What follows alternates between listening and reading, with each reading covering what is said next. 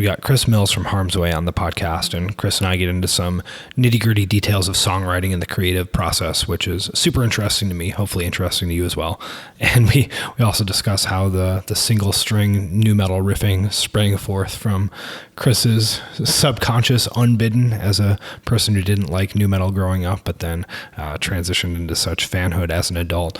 Chris is also a social worker, and he specializes in working with addiction. So he breaks down some differences between the sort of standard addiction-based model or disease-based model of addiction and the 12-step method a lot of folks are familiar with, and discusses his more behavior-based model for thinking about that stuff. So pretty interesting to hear his expertise in that area as well, especially since, these are conversations that don't always come up at band practice or just kind of hanging out. So really good to dig into Chris's actual specialty here. So I think this is a good one. Check it out. Enjoy.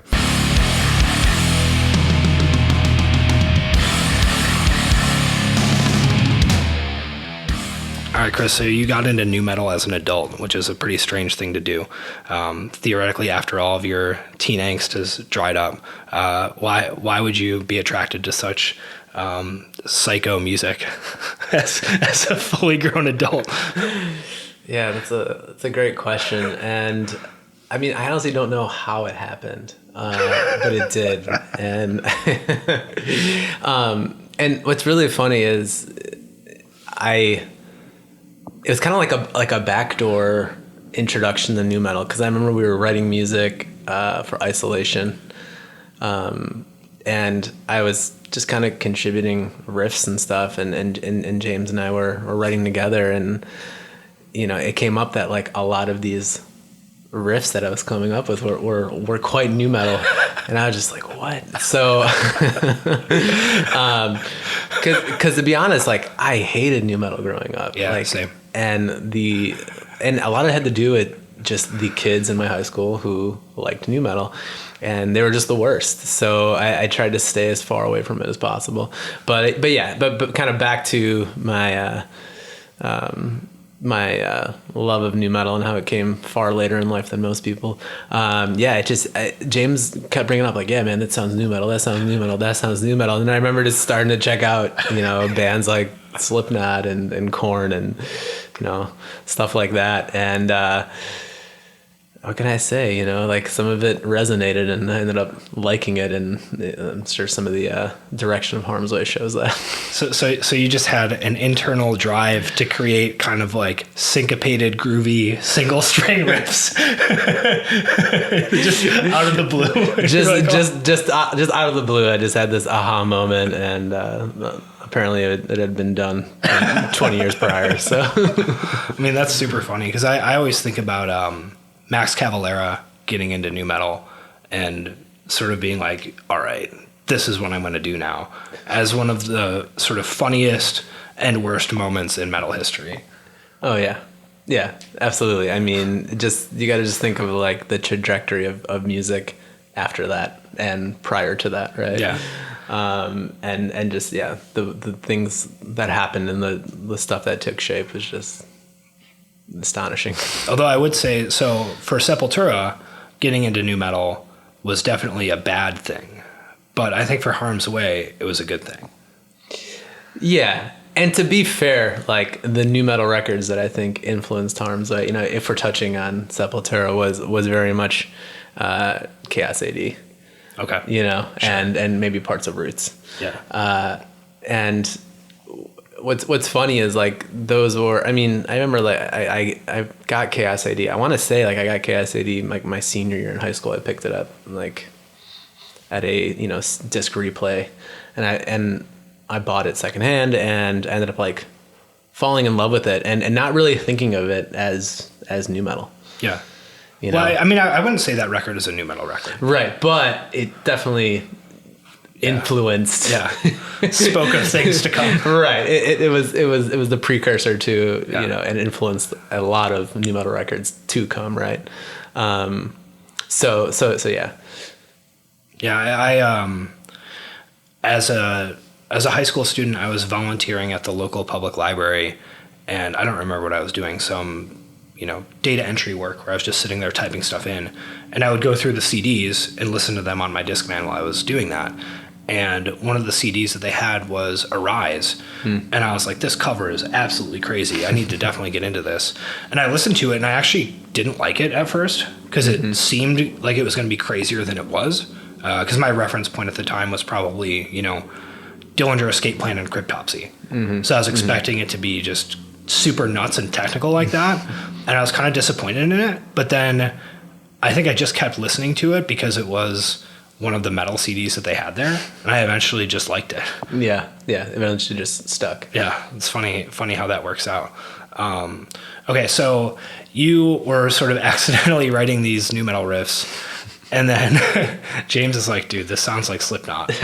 And you're like, no, I hate Slipknot. Yeah, exactly. And then I heard the self-titled Slipknot record. And actually, this is a really funny Slipknot. I remember actually when you were recording Isolation, I think Slipknot put out the record like All Hope Is Gone or something like that, and Andy Nelson was listening to the record in the studio, and he was like playing the first song, and I was like, dude, this sounds like just like fucking heavy hardcore, like it's pretty good, Yeah. And he was like, yeah, man, how do you not like Slipknot? And that was even more my segue into diving into some of the Slipknot catalog. Yeah. Well, I think there is a pretty clear parallel between a lot of heavy hardcore and new metal in terms of the influences on the genre, right? If you sort of look back at a lot of the New York hardcore from the late 80s and early 90s, it kind of became the, New York sound. Sure. It's like, okay, cool. Biohazard is like, hip hop and metal in a different way. Sure. And kind of creating that sort of syncopated thing. You could also trace back to the Cro-Mags, and it's like, well, okay. Yeah. All this stuff has a similar feel to it. Yeah. And that happened, as I, for me as well, as I like started to dive into more new metal, I started seeing some of the lineage, so to speak, it's like, oh, this is kind of like Snapcase here or Vision Disorder here, and it all just kind of started to make sense.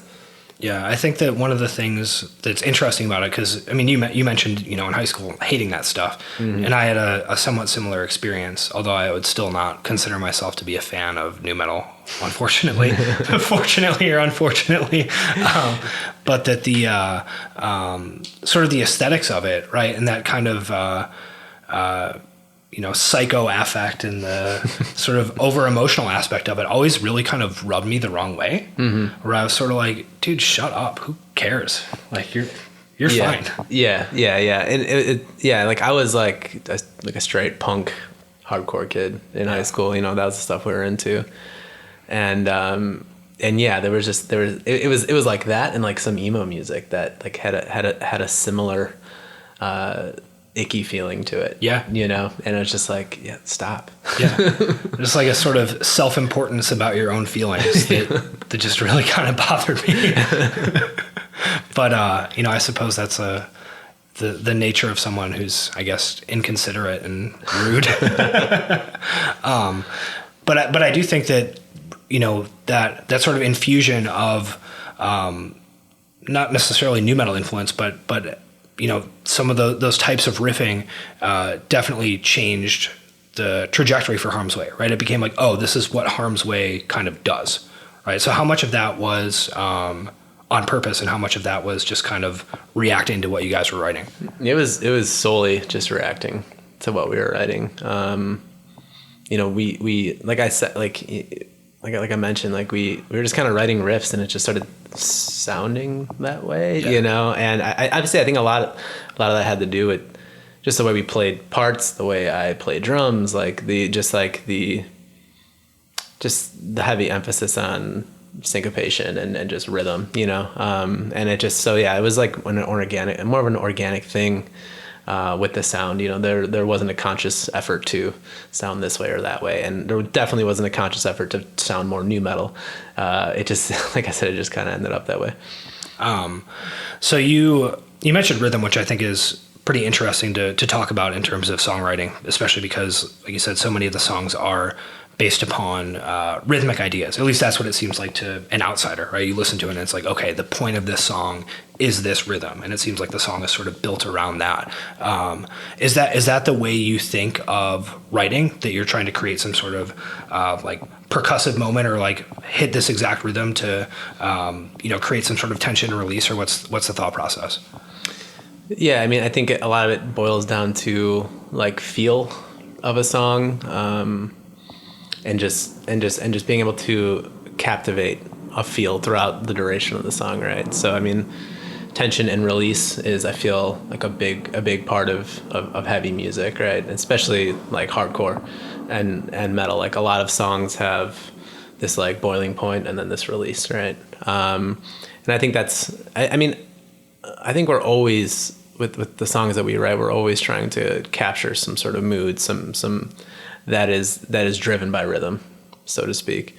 And I think with me as a drummer, I primarily like think of things in terms of drumming.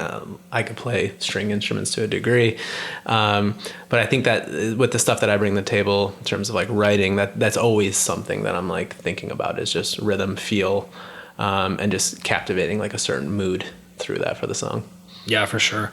With you mentioned that sort of boiling point and release, which I think for Harm's Way, something that I appreciate is that it's very heavy and there are quote unquote breakdowns, but it's not necessarily, you guys aren't just like a breakdown band, so to speak, right? It's not just like, oh, okay, we have this formula that we know is going to create a build up and then have a mosh part where people start spin kicking or whatever. And like that may happen, but it's not necessarily like the only point. Right? Sure. Yeah. So how do you think of heaviness in the context of, let's say, serving like a bigger picture rather than just being like a cool trick to make people flip out?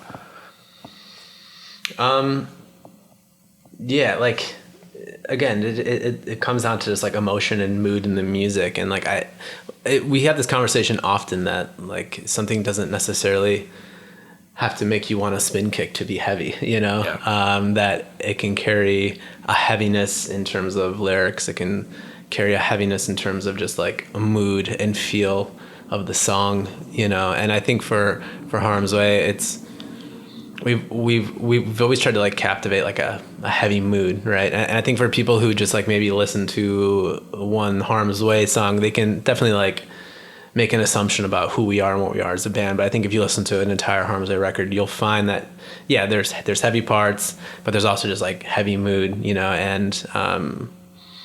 and it's characterized throughout the songs on a record, and the album as a whole will kind of carries that as well. So yeah, it's something that we're always like conscious of, and because I think for us as a band, like what we want Harm's Way to be is a heavy band that obviously carries like a pretty dark mood. So yeah, so you're thinking in terms of the entire collection of songs that's probably going to be on a record rather than just a specific song. Right. So you're not just like, okay, here's a song. Okay, here's another song. All right, we have 10 of them. Let's go record. You're thinking big picture of what that entire album is going to be like. Exactly. Yeah. And just like that and what that record carries, right? And what it communicates to the listener is and I think we're always trying to do that. But like I said, it's really easy for someone to listen to a Harm's Way song and make an assumption about who we are as a band or what we are as a band. And how do you think about crafting records in a time when people are probably listening to fewer full albums? Yeah, it's tough, man. You can go on Spotify, you can go on Apple Music, you can go on any streaming service and see like, okay, like what are the most played songs? Those are the songs I'm going to listen to. And obviously get a picture of the band that way. It's tough, and I think we'll never change like the way we write a record in terms of like trying to like craft an entire piece of music. So I mean, it's just the hope that that the singles you're releasing are going to lead people to want to like check out the entire thing. That's all you can really do. Yeah, that you're just going to create how you want to create. And once you put something into the world, it's going to be consumed and appreciated, or not consumed or not appreciated based Yeah. upon whatever people are going to do. Yeah, yeah, and it's harder now than ever, you know, with just like the accessibility to music through streaming services. Yeah, you're going to put out, you know, a song with certain lyrics, and people are going to read the lyrics and they're going to interpret them to mean whatever they want. Right. And that's fine. Yeah. Yeah. Just kind of have to let the bird free and see where it flies. So you guys are starting on a new album writing cycle. What, if anything, is your thought for the big picture of what that record is going to look like? It's hard to say. Like, we're very much in the infancy stages right now, but this is the first time that we have like a new bass player. Like, our bass player Casey is like very much in part of the writing process. Nick, who's a newer member who wrote in Posthuman, he's very much part of the writing process. So it's kind of an exciting time to start writing, in the sense that it's more of a collective writing process now than ever, in terms of the people who are contributing. So it's tough. You know, this is like the follow-up to, you know, the first Metal Blade Records record, you know, so there is a little pressure in that sense, but we've typically just kind of operated in a similar fashion with every record, and are just going to try to take it with stride and just do what we can. Yeah, so you mentioned that the process is more collective. Does that mean that you guys are quote unquote jamming? Does that mean that you're sending riffs back and forth and trying to piece things together? You're showing up to practice and kind of figuring out what's actually going on? Yeah, so typically it's people will bring riffs to practice, and then we kind of jam from there. Try to build off of that stuff. We're very much like a grinded out band when it comes to practice. So, you know, like we'll spend 4, 5, 6 hours together, writing together. But, you know, typically someone has something to build off of, and we kind of take it from there. Yeah, I think I jammed for one of the first times in my life the other day. Oh, yeah. I've almost never participated in that type of writing process, right? So you'll typically write a song or have like a skeleton of a song, bring it to practice, and go from there? Yeah. For Like Rats, it's mostly like, okay, here's how it goes. Yeah. I mean, we'll work on it and we'll come up with some ideas, but it's not really like in the practice space figuring it out. And most of the bands I've been in have been much more like that, right? Either myself or one of the other members is sort of like the primary songwriter, and they basically bring something that's pretty close to put together, and then everyone just kind of learns it. Yeah. I mean, we've definitely we've definitely done that at times where there's more so parts, or but a lot of the stuff gets like worked out with like this group process. Yeah. There's been a number of times where, James brings a riff and he's like, oh, well, I envision the drum part this way. I play it differently. And then it kind of totally changes the trajectory of the song and the feel of the song. And we've kind of had some of our like best moments, as a band, creatively speaking, working like that. Yeah. So, it'd be pretty weird to just kind of be like, have someone to come in and be like, hey, here's the song, play it this way. All right, let's go record.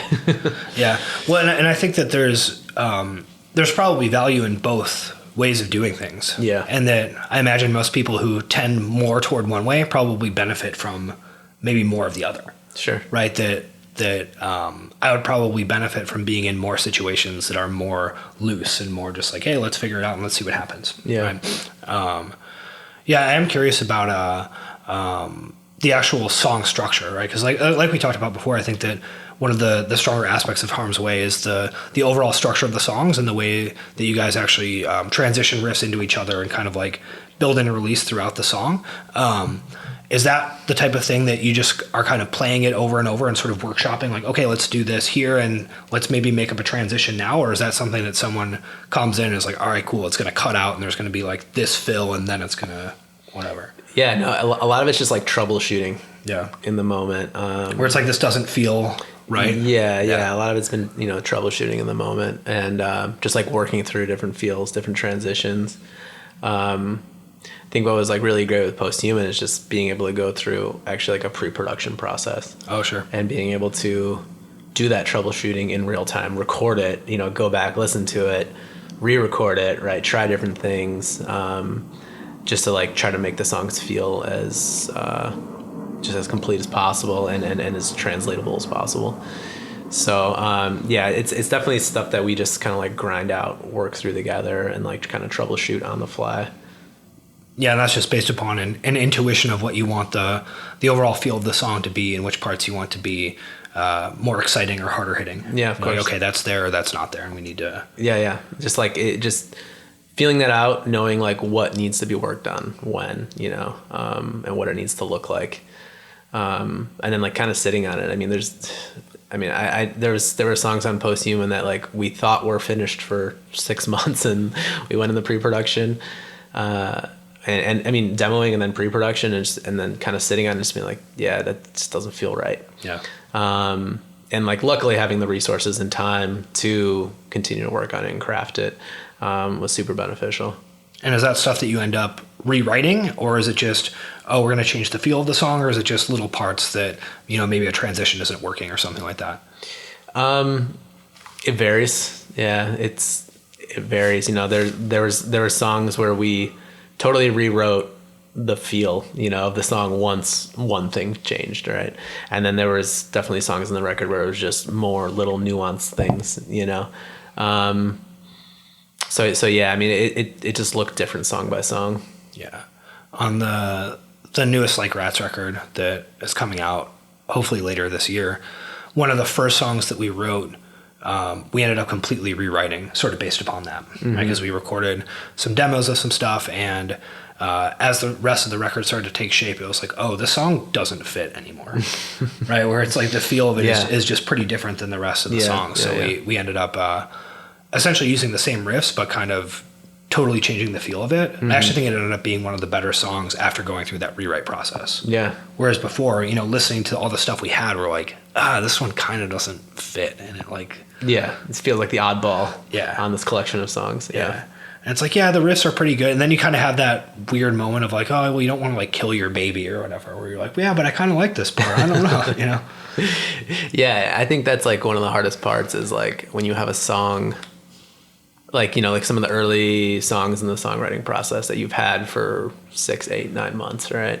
And then you kind of have that aha moment and you're like, wait, this doesn't feel right on this record, and just you got to kind of let go of some of that ego and detach a little bit from the song. And there was definitely like riffs on Posthuman that we began crafting early on in the writing phase before, Nick was even in the band or when Jay was still in the band, that we had to like revisit and just be like, and just understand that it just doesn't fit anymore, doesn't work anymore with the collection of songs that are alongside of it. So, yeah. Is everyone cool with that? Is everyone on board with like, okay, we're going to like rip this thing apart and try to put it back together? For the most part, people are like good sports. Yeah, I would say. I mean, I think with creating any record, like there's like growing pains that come with it. And there's tension that's going to come out of things, right? Especially when you're writing more collectively. Sure. People kind of feel more biased with their riffs or like their song ideas, but for the most part, I think like we as a band. Really take a collective approach to writing and decision making too, and are pretty open minded to just doing what's best for, again, a collection of songs versus simply just a song. Yeah. Is there a band dictator when it comes down to it? Band dictator, man. Not to throw James under the bus, but he's maybe just a little more abrasive in his approach to decision making. Sure. But for the most part, we're like a pretty level-headed group of people when it comes to making decisions. Yeah, I think that with Like Rats, for example, right? I'm the one who is probably going to make the final call, and Hate Force Drew is going to be the one who's going to make the final call.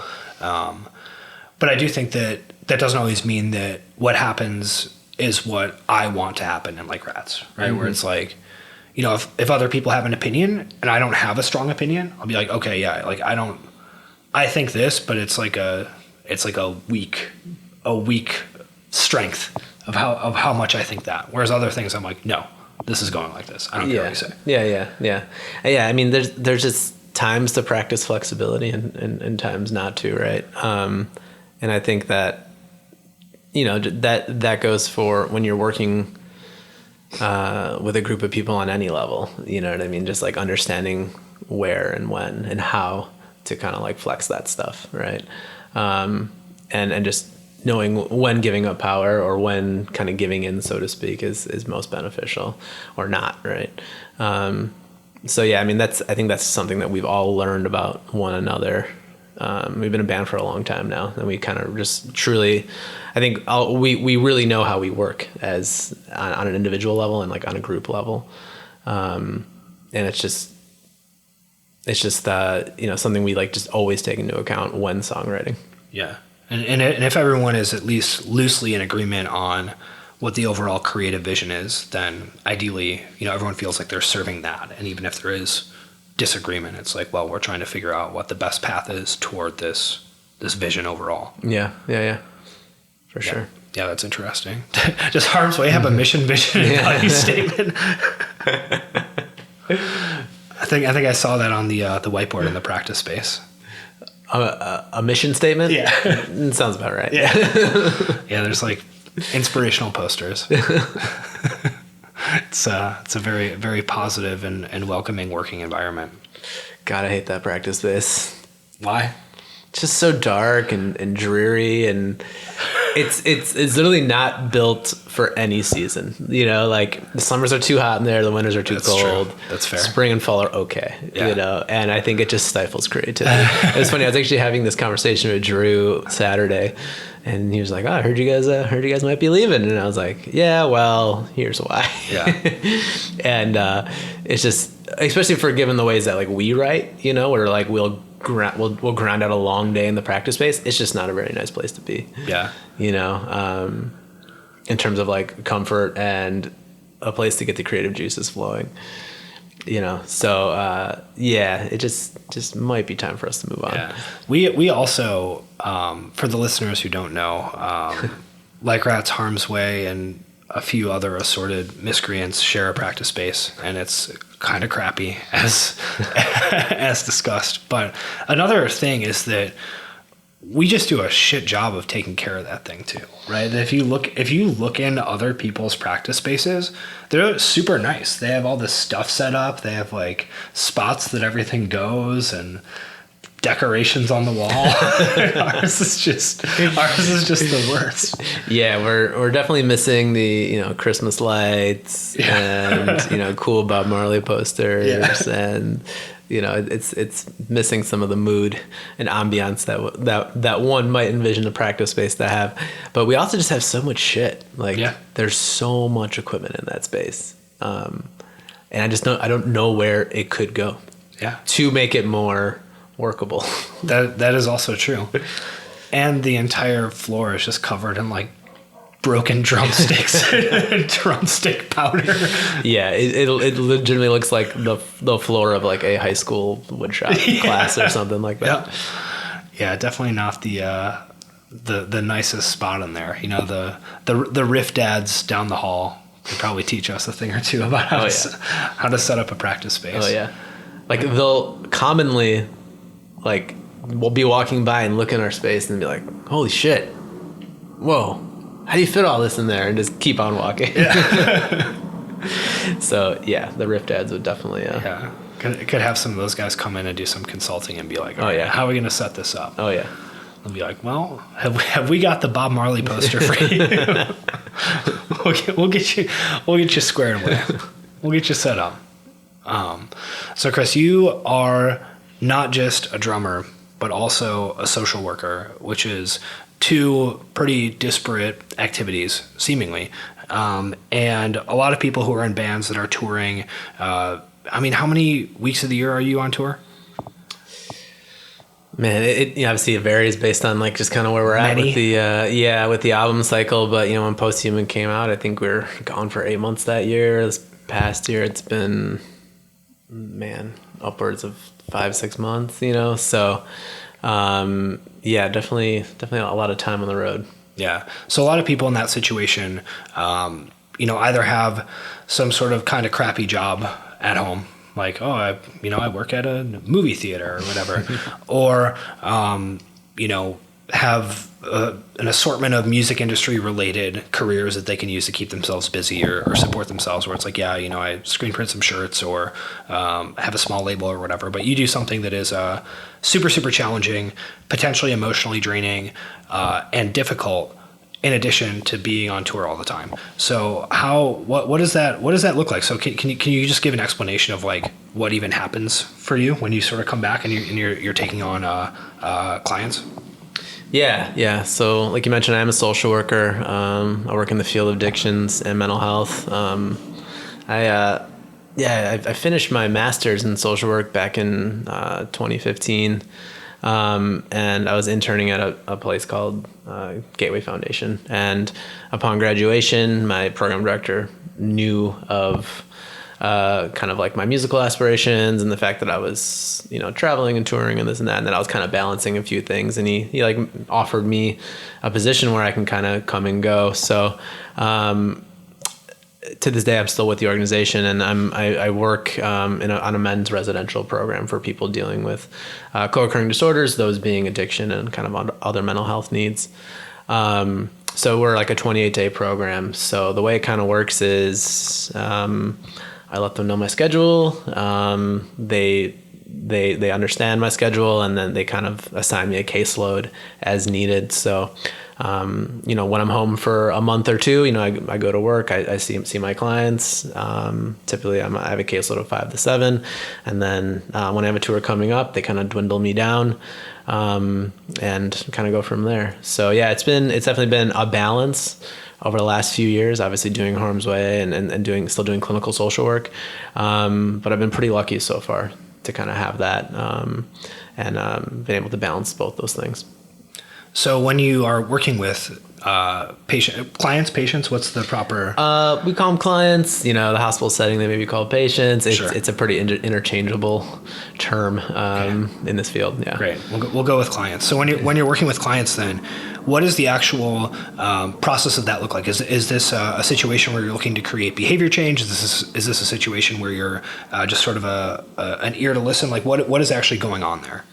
Yeah, so my work there, I do everything from individual to group counseling and therapy to case management, milieu management, because we are a residential program. So the primary goal for a lot of the clients who work with is they're making a commitment to abstinence and sobriety, right? So that's kind of the first goal that clients are committing to when coming into treatment. So we're very much working with behavior change, trying to change addictive behaviors. But in addition to that is, we're also addressing anything from housing issues to unemployment to legal issues.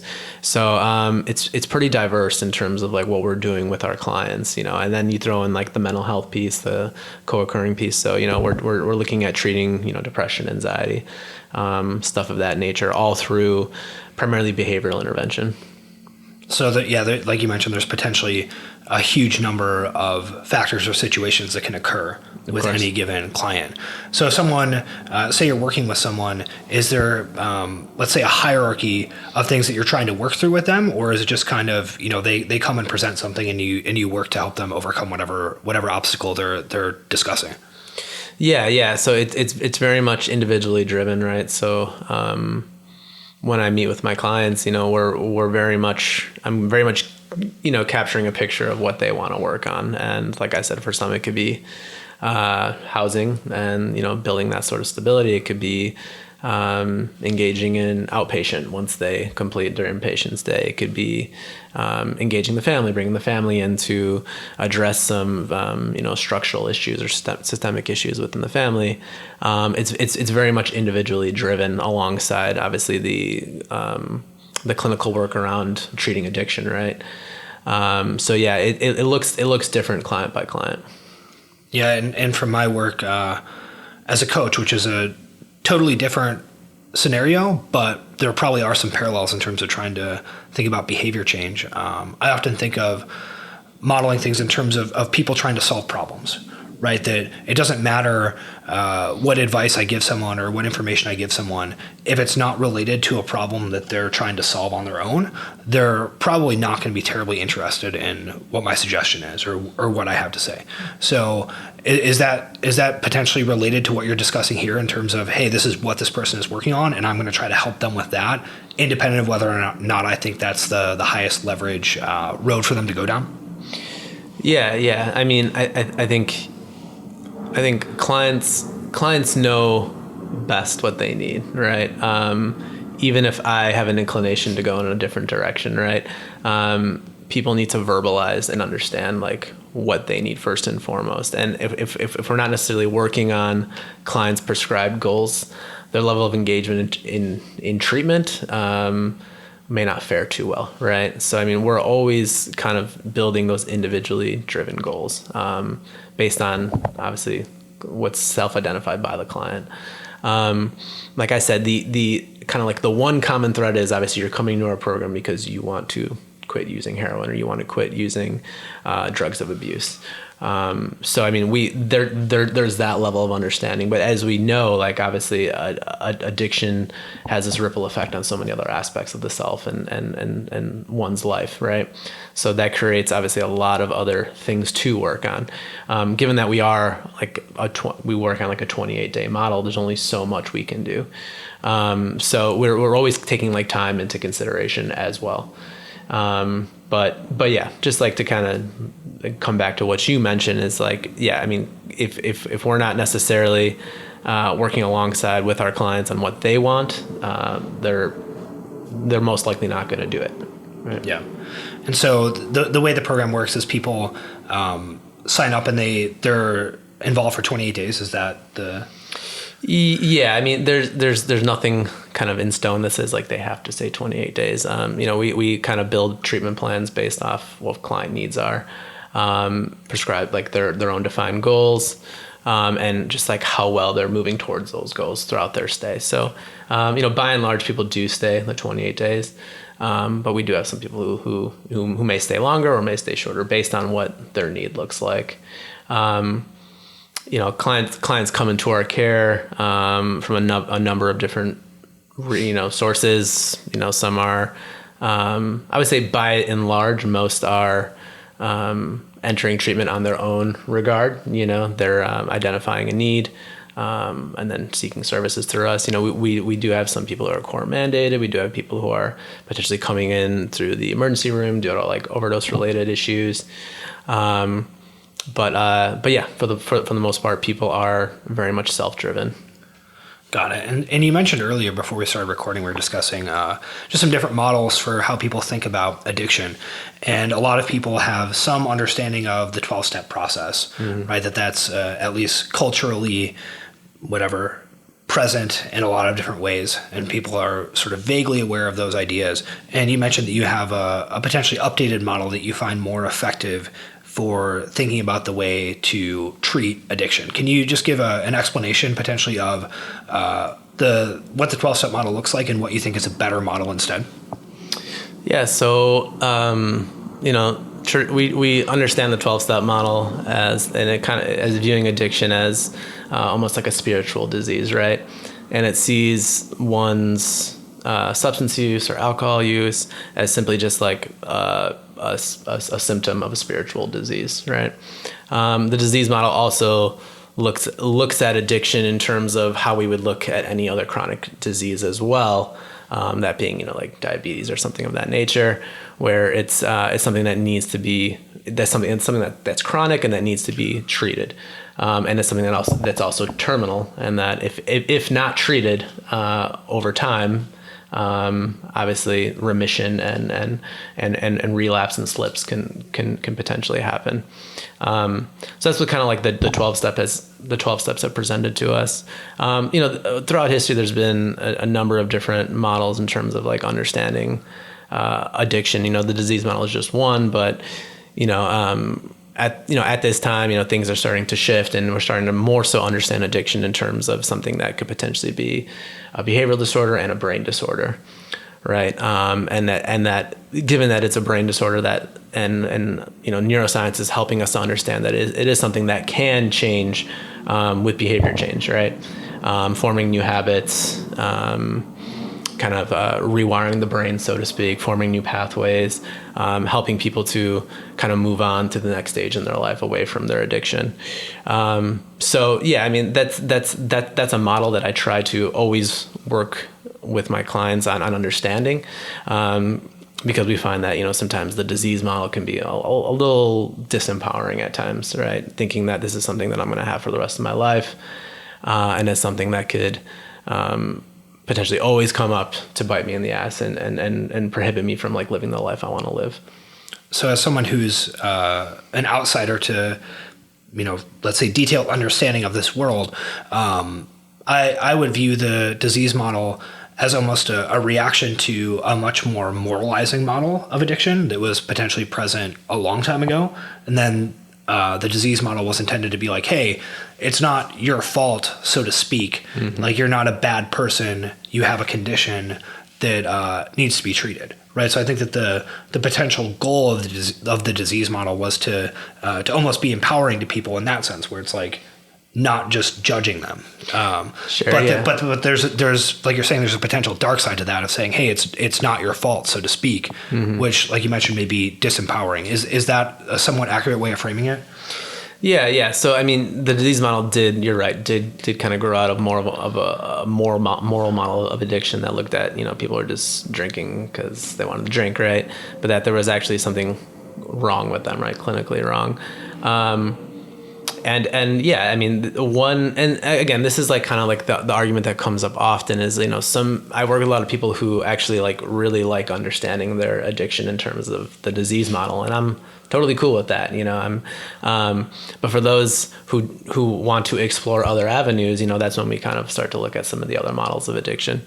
Because for some, identifying as an addict or an alcoholic or as having this lifelong disease can be disempowering as well, right? Understand and make them feel as if change isn't possible, and can create obviously the excuse that this is why I continue to relapse, this is why I continue to drink, this is why I can continue to use. So, like I mentioned before, it's a bit of a contentious topic, right? In the field of addiction studies, but it can go either way. Yeah. So. Something I was just thinking about as you were discussing that is this idea of identity level change being important to create long-lasting behavior change, right? That's sort of prevalent in a lot of different models, a lot of different pop psychology stuff.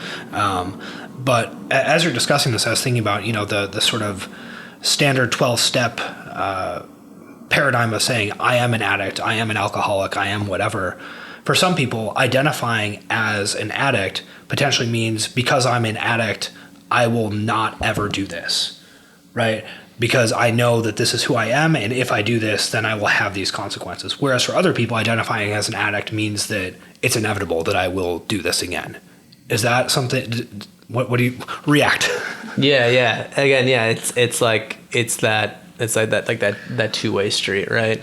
One can use it to justify their behavior, and one can use it to justify why behavior change is necessary. Yeah. Right. So yeah, I've seen it work in both directions, right? I think that we're in some ways we're seeing more of a pushback on the disease model, and because obviously we're trying to move more towards more person-centered means in terms of care, so using more person-first language, stuff like that, versus forcing people to identify and label themselves in terms of identity as an addict, an alcoholic, a junkie, stuff like that, which is primarily associated with the 12 steps, the disease model, stuff like that. So if you were going to, I guess, characterize some key differences in terms of approaching things from more of a behavior, would it be fair to characterize your approach as more behavior-based? Sure. Yeah. What would you say? Yeah, I mean, it's more, person-centered, and, I by no means am an opponent to the 12 steps. I very much don't believe in a one-size-fits-all approach to things, right. And I've seen the 12 steps change people's lives for the better. I've also seen, people engage in other forms of treatment, outside of the 12 steps, and have very, very great outcomes. Right. But, I would consider myself someone who's more humanistic and takes more of a person-centered approach with the people that I work with. I don't know. Yeah, so I was just going to ask, what would be, I guess, a tangible difference in terms of approaching someone from your approach versus a disease-based model of addiction? Like, what would be something that would be different in terms of how you would attempt to get them to do something, for example? Yeah, right. Understanding that, like, addiction and addictive behavior can be a choice, right? Versus feeling powerless to their behavior. And understanding that because it can be a choice for some, that we can choose other outcomes or other behaviors in the face of, cravings, urges, unpleasant emotions, stuff like that may have triggered people to use in the past. So yeah, it's way more of a looking at addiction from a behavioral lens versus a medicalized disease model. Got it. Something else that I think might be relevant, just to clarify, partially for my own ignorance, is what would be, if we think about mental health professionals, we have psychiatrists, clinical psychologists, and social workers. What, if anything, is the different role of those practitioners for someone, let's say, dealing with addiction? Yeah, so psychiatrist is more so going to look at pharmacological interventions, for, to treat addiction, to treat mental health. When you kind of get into when you kind of get into more clinical psychologists, clinical social workers, there's a lot more gray area there because some of the work looks almost the same, right? You have clinical psychologists who are therapists, you have clinical social workers who are therapists, right? So there's a lot of overlap in terms of the work that we do in terms of clinical social workers and clinical psychologists. One of the biggest things is that, social workers may focus, there's clinical social work, there's more administrative social work, policy level social worker, stuff like that. So that work can broaden itself to kind of enter other domains, right? But in terms of like the clinical side of things, it looks very, very similar in terms of psychologists, counselors, and clinical social workers. Sure. So are you using similar models, let's say like a cognitive behavioral therapy model to potentially approach like behavior change with folks? Yeah, absolutely. And yeah, with CBT, cognitive behavioral therapy, it's something that is commonly used in the addiction world. In terms of making behavior change, right? Trying to focus on thoughts, unhelpful thoughts, changing those unhelpful thoughts, looking at behaviors, introducing more helpful behaviors in terms of one's life, right? So yeah, in terms of CBT, stuff of that model, more behavioral interventions. That's a lot of the stuff we're doing. Got it. And would that be something that would potentially differentiate the model that you prefer from like a disease-based model? Yes and no. I think like a lot of if you look at step work, there's a lot of step work that looks at helping people move towards more positive thinking. More helpful what do you thinking. mean by step work? So when I talk about like 12-step work. Yeah, okay, yeah, for sure. Yeah. So like 12, yeah. So like if you look at the 12 steps, there is a lot of step work, so to speak, that looks a lot like CBT, right? Where you're working alongside a sponsor, so that's a peer support in the program, who's kind of like your coach, so to speak, and you're working alongside them to do step work, and some of that does look a lot like helping someone formulate better thinking patterns, and then also engage in behavior change around those thinking patterns, right? So there's definitely some overlap. There are other peer support groups out there like Smart Recovery that actually, kind of peg themselves as a science-based CBT model, right? So there's definitely overlap, and I don't think they need to be necessarily mutually exclusive, right? But there are things that can be worked on in conjunction. Sure. with a licensed professional. Yeah, sure. So a lot of these folks who you're working with are like you said, raising their hand, coming in, saying, "Hey, I need help with this," and even given that level of motivation to sign up for a program, I imagine that's still probably very difficult for people to truly make behavior change. What do you see as the biggest obstacles to folks being able to make the behavior change that they theoretically want in the abstract? Some of the biggest obstacles, I mean, it's, for some, it's truly finding finding aftercare that's going to be supportive to them once they complete, say, stabilization through a 28-day program. So, finding people housing that is adequate, finding people support services that's adequate, finding people continued treatment for co-occurring disorders that is adequate, finding people access to medicated assisted treatment. Getting people connected once they complete, obviously, like what they're doing with me or in our program. And if they're not connected, that's when we see some of like the biggest pitfalls, right? When we see relapse happen.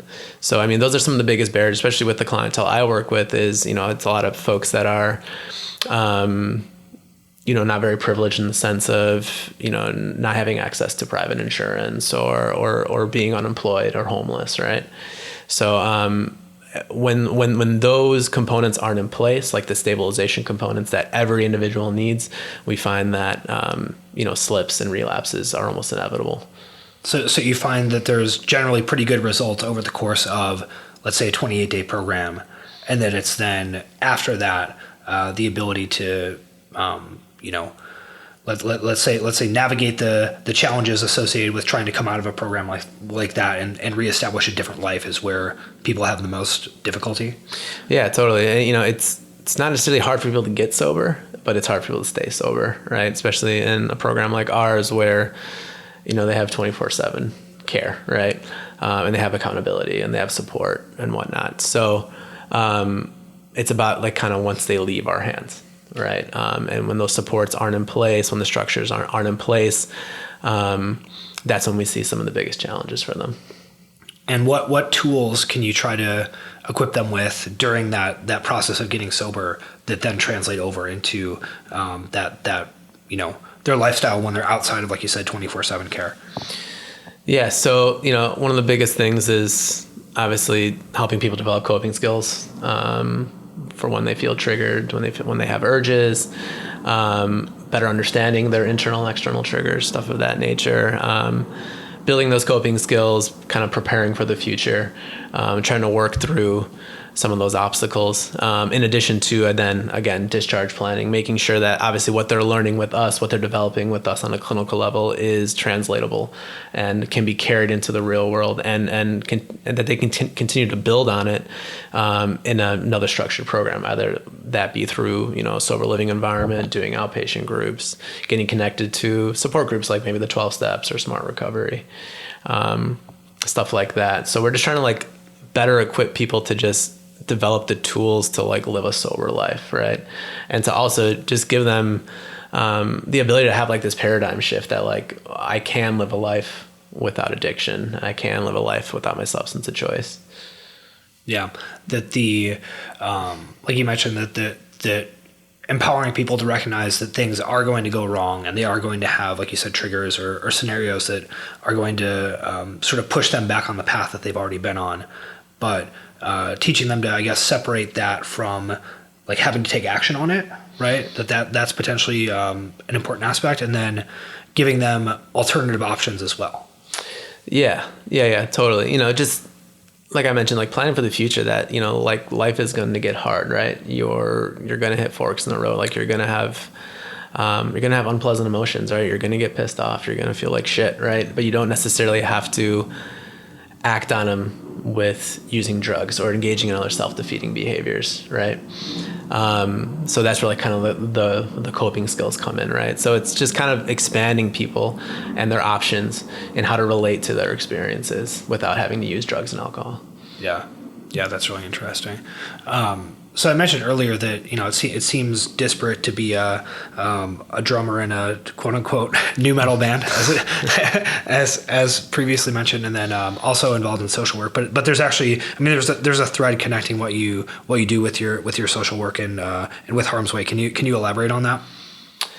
Yeah, Harm's Way has been a straight edge band for a number of years now. Not all of our members at this time are currently straight edge, but it is, kind of we joked around a little bit about like the mission statement of Harm's Way and stuff, but there is a mission, the Harm's Way, and there is kind of an underlying theme in a lot of our songs, and that's just having a space to obviously identify difficult emotion, identify difficult life experience, and being able to process that, right? And being able to connect with others through that. And I think James has done like a really good job of kind of championing, being a champion to that. So I mean that's like one of the connections often between like the music that we play and the music that I play and what we do, and kind of like my whole social work life is that a big part of it is kind of just like building community and kind of creating the conversation around life, right? And that we as people are vulnerable and at times need help, and that we can lean on people for that.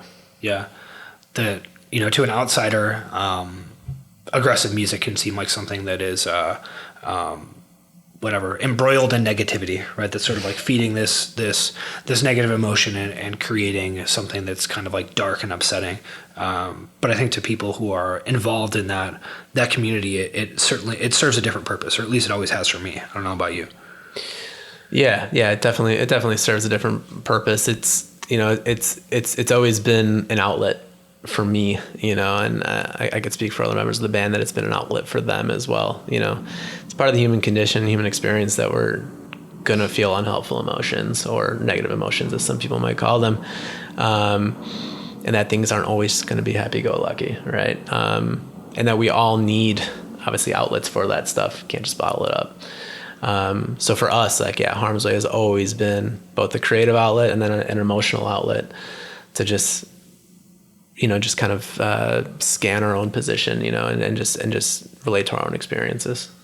And how much of that is internal in terms of thinking about, hey, this is our own experience, and this is the emotion that we want to express or create through music, and how much of that is thinking about the potential community of listeners, right? The fans or the people who you're sort of envisioning taking in your art or your music. Yeah, I mean, I think it always stems from an internal place, and I'm kind of speaking for James here, in terms of the lyrics, and he's just been able to connect with a lot of people through his lyrics. But in terms of like the music itself, and this kind of goes back to what we were talking about earlier, just in terms of mood, and just feel and heaviness of a collection of songs or an album. I think it always starts from an internal place. Harm's Way has always been for us, and we've always just kind of done what we wanted to do with the band, because it has been an outlet. We've just been pretty lucky that other people have been able to identify with it as well. Yeah, I think that's really interesting. Is that so in certain cases, music or even business, right? You create something to solve your own problem, and you suddenly discover that there's a large group of people who have the same problem or the same feeling that also want to participate, right? Yeah, absolutely. And it's like the more we've toured, the more records we put out, it's kind of become apparent to us that this resonates with someone, right, and that. It's potentially different than saying, okay, you're gonna come into my office and we're gonna work through strategies to deal with a specific emotion or a specific scenario, but that there is some similarity in terms of hey, I'm gonna create this, I'm gonna put it out into the world and spread this message or whatever. Yeah, for sure. Great. All right, Chris. What else should people know? Is Harm's Way going on tour soon or something? We are about to embark on a leg of the Ghost Main tour that starts in Orange County and kind of makes its way through the West Coast and then ends in Chicago. We'll be in Chicago on the 5th of November. And then again, the tour starts on the, You got a 22nd. crosstown competing show with The Devil Wears Prada. Oh, is that so? I think so. Oh. I might be wrong on the dates. Another former podcast guest. Rivalry. All right. Well, if you have maybe people have enough pocket change to make it to both. But yeah, so we'll be going out with Ghostmane. We got a winter show, a Christmas show coming up with Every Time I Die in December in Buffalo, New York, and then for the remainder of the year into early next year, we'll be just kind of hitting the writing game strong. Yeah, buckle down. And if people want to keep up with Harm's Way or you, is there a spot that they should go? Do you guys update your website, or do you like social media? Yeah, harmsway13.com. Instagram is harmsway13, and then Twitter, harmsxway. Best place to kind of keep in touch and stay connected. Thanks for listening all the way through. I admire your grit, your persistence, and your perseverance. Since you made it, I have a few favors to ask of you. Go ahead and open up the show notes on whatever podcast player you use. In there, you'll find links to all the resources that were mentioned throughout the show. There's also some links there in which you can leave a review or subscribe to the show. And podcasters are always harping on this because this actually makes a difference in terms of the algorithms that recommend podcasts to new people. So if you do that, it helps more people find the show. And if you head over to toddneef.com, you can sign up to receive most of my thoughts and writing, which really only go out to the email list. A lot of it never makes it to the blog or the podcast. So if you like what I have to say and you want to see some of my recommendations and stuff that I've been checking out, go ahead and subscribe to that email newsletter as well.